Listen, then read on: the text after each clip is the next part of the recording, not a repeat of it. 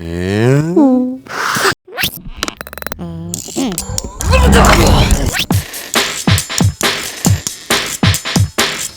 jeune étudiant a 20 ans et il a vécu pendant 2 ans une folle passion pour Mylène Farmer. Pendant 2 longues années, il a suivi la chanteuse partout. Il l'attendait en bas de chez elle pendant des heures. Il lavait même ses cheveux avec Mylène Shampoing, allez savoir. Il en a même tenu un blog et ce blog a intéressé un éditeur au point donc que c'est devenu un livre. On va tout de suite recevoir ce fan de Mylène Farmer.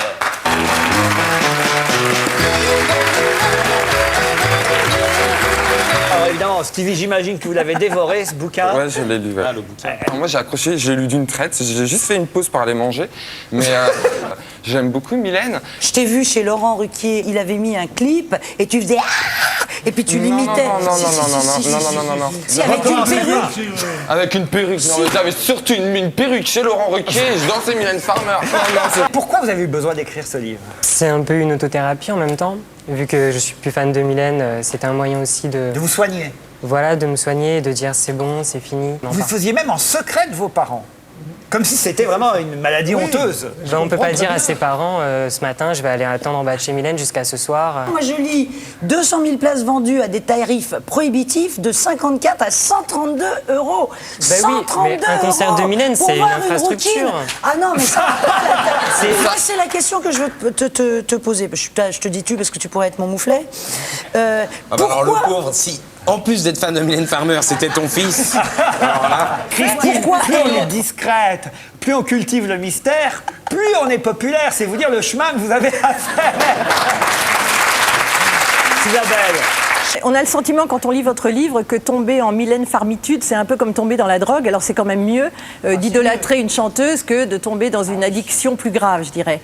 Mais il me semble, pour répondre à ce que demandait Christine, que les paroles des chansons de Mylène Farmer sont très analysées par beaucoup de fans qui trouvent des codes, des messages qui sont communs à tous les enfants qui ont été victimes de violences dans leur enfance. au fond, là, j'ai envie de dire, la star, c'est vous. Pour moi, c'est pas une star, hein. Pardon, hein, mais, Non, mais je suis je d'accord pense que avec vous. vous devez vous soigner.